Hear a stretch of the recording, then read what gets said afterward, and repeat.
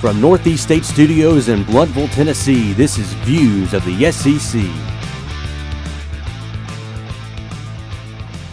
Good afternoon, it's Tuesday, September 13th, and welcome to Views of the SEC. Trey Adams alongside Adam Benefiel, where we are talking all SEC football. We have some news and notes to talk to you about from Week 2. Georgia had a very ugly win against one of the worst teams in the FCS division in Nicholls State. Florida, they played very well against Kentucky, winning 45-7 and extending the winning streak to 30 straight. Arkansas had a double overtime victory over TCU. Very exciting game. Razorbacks got a very big win and moved into the top 25. And, of course, Tennessee played Virginia Tech in the Battle of Bristol, which was the largest college football game in history with 156,990 people attending. Tennessee went on to win 45-24 after starting off down 14-0 in the first quarter. Adam, this, of all the stuff we talked about here just now, give me some of your initial thoughts on this week. Well, it wasn't as bad as Week 1. It was a pretty ugly week for Georgia. They definitely played down to their competition. I think that the success that their quarterbacks had in Week 1 is it's hopefully gonna be something that can come back. But as of right now, it's looking a little bit like a flash in the pan. Florida extended the streak against Kentucky. I mean, that wasn't even a contest from the start. I didn't think Florida had that kind of game in them, but I mean, maybe they're better than we thought, or maybe Kentucky's that much worse than we thought.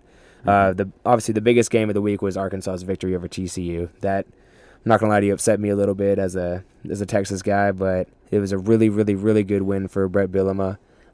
He's had a few years now at Arkansas, and he's shown improvement, but still overall struggled, especially from where Arkansas was before the whole Petrino fallout. But yeah, besides that, just a lot of more of the same for the SEC and trying to build momentum going into the conference play. Mm-hmm. How big of a win was Arkansas over TCU? What does that do for the Razorbacks moving forward? Oh, I think it's huge. I think it helps them with recruiting. I think it helps them with them kind of getting over the hump of being a team who's able to go out and beat teams. I mean, look, last year, back-to-back weeks, they lost to two spread teams. They lost to Texas Tech and A&M in back-to-back weeks. And so for them to get a win get over that hump of beating a Texas spread attack, I think that helps them a lot, and it gives them something to sell for the program. Mm-hmm. Georgia had a very ugly win Saturday against Nicholls State.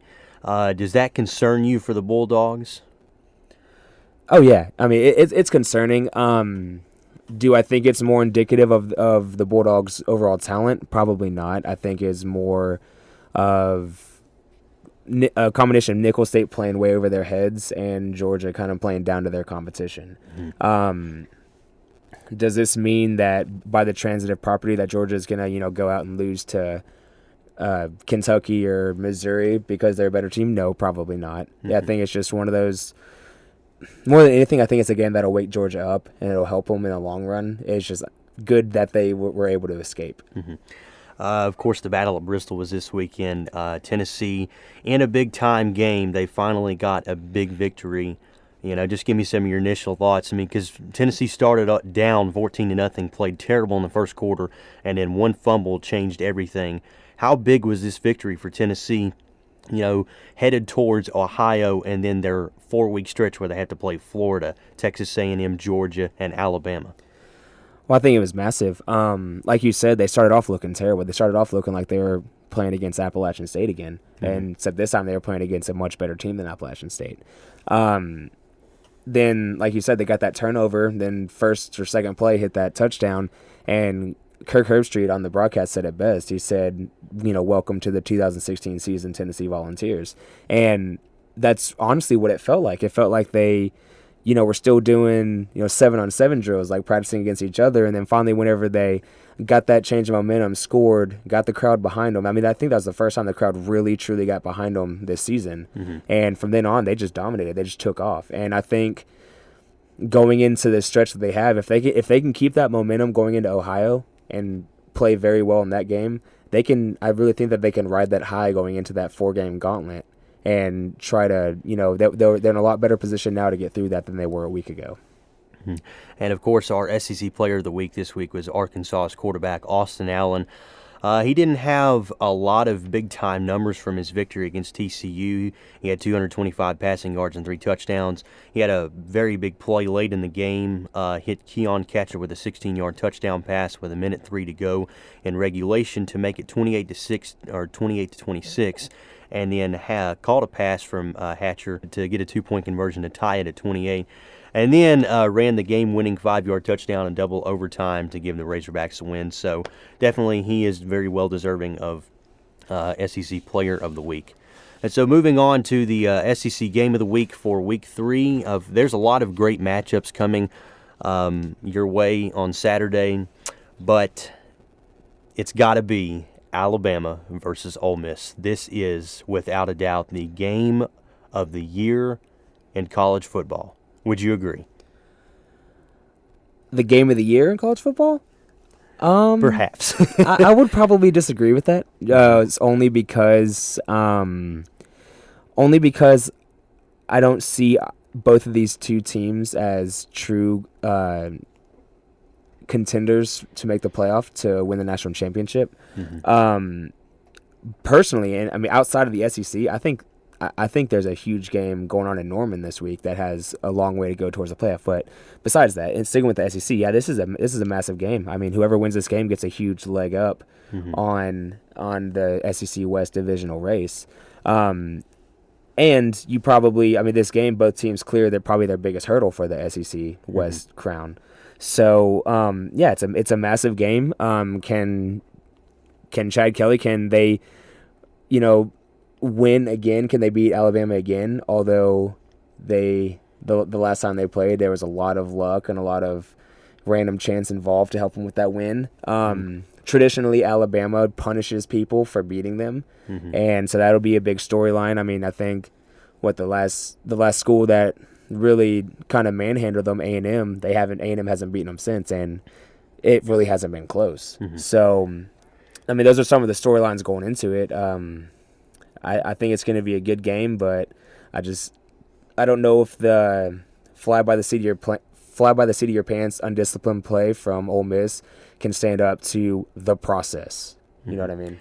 I mean, last week, Chad Kelly, the Rebel offense had a terrific first half. You couldn't have played any better. The second half, I mean, they looked lost, and I think that will affect them going into this game on Saturday versus Alabama. I still think it's going to be a close game. I think it's going to be a great game. It could be one of the best of the year. And it affects not only the SEC, but national championship implications across the country. Because if you have Alabama go down, like they did last year and the year before, then that shakes things up automatically only into Week 3. Now, Alabama can easily bounce back and finish the season strong like they did last year, but if they don't, then that brings up whole new storylines in college football that we don't always see, and that's what makes it exciting. So I think that's what makes it probably one of the biggest games of the year, because Alabama right now is the dynasty everybody is trying to take down, and if they go down, then that offers some more interesting things happening in college football. Oh, sure, absolutely. I think for this game, probably the biggest key for either of the two schools is the start. If Alabama starts slow, you're not terribly concerned because they're a methodical, slow moving team. They beat you with stamina and overall power rather than quick strike, off the bat. I think the biggest thing for the game is Ole Miss. If they start off like they finished the game against Florida State, I think it'll be a blowout. If they start off where, say, if they receive the opening kick, drive down the field, score a touchdown, stop Alabama, drive down the field, score a touchdown, I think that'll go a long way to determining the outcome. I don't think that they're going to win either way, but obviously I think that for them to have, the only way they'll have a chance is if they start off very quickly. Definitely. Just looking at some of the stats last week, freshman quarterback Jalen Hurts, he played well against Western Kentucky, 23 of 36, 287 yards and 2 touchdowns. Do you expect him to have a big-time performance this week against the Rebels? I expect him to have an Alabama quarterback performance. I don't expect anything, to write home about. I don't expect like player of the week type performance.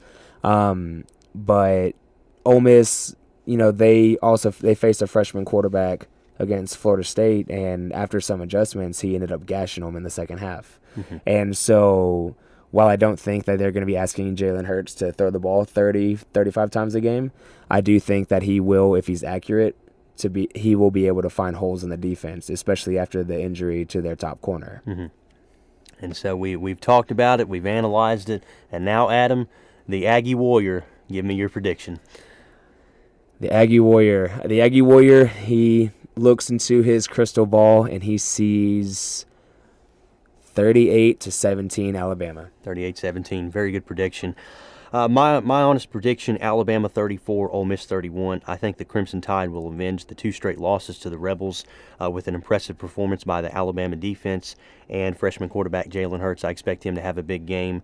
Look for this game to be very close, though, but in the end, I think Alabama will hang on. So moving on to the final part of this week's show, we get the rest of the SEC score predictions, starting with the 12 o'clock kickoff between Tennessee and Ohio. Of course, the Vols coming off the win at Battle of Bristol. Give me your prediction. I'm actually very high on Tennessee after last week. I think that they ride that momentum, and I think they come out of this game with a relatively easy win. I would say 41-3. Okay, I got them at 45-7. Mm-hmm. Georgia Tech versus Vanderbilt. Vanderbilt's bad. Vanderbilt is really bad. I will take Georgia Tech 24-10. 24-10. I got him at 27-19. Eastern Carolina versus South Carolina. East Carolina looks pretty froggy. They rose up and beat North Carolina State last week. So I'm going to take East Carolina over South Carolina. I'm going to take them 20-14. Okay. I got them at 24-21. Kentucky versus New Mexico State. The Wildcats, very bad start to the season. They blew a big lead against Southern Mississippi, and they lost 45-7 to Florida for their 30th straight loss.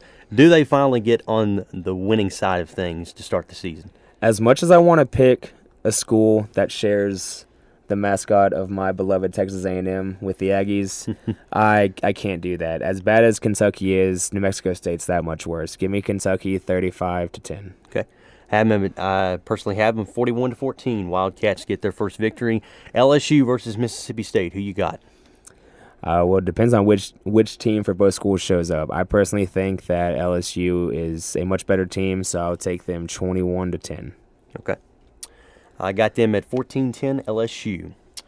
Texas A&M versus Auburn. This should be a very good game this week. I know you're going to pick Texas A&M by 60, so just give it to me.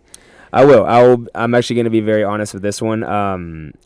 Jordan Hare at night, always frightening. Auburn's looked pretty good this year. They played Clemson pretty tough. Nearly beat Clemson. Yep. In Jordan Hare. Yep. The only thing is that since A&M joined the SEC, the road team has won every single game. The road team is 4-0, but 2 wins at Auburn and 2 wins down in College Station.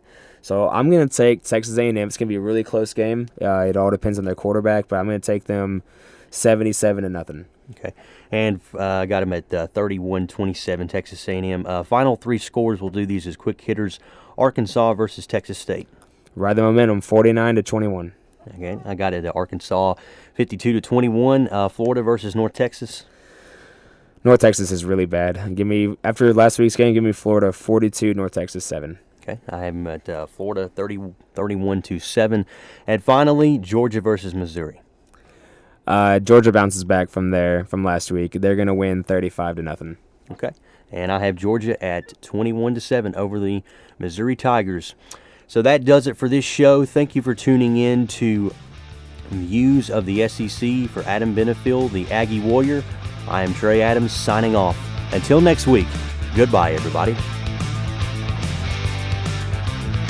This program is a presentation of the Communications Department of Northeast State Community College and is produced as part of the Student Learning Experience. The content of this program is produced through student participation and does not necessarily reflect the opinions and views held by the school. The music today was provided by Jason Shaw at audioaudix.com.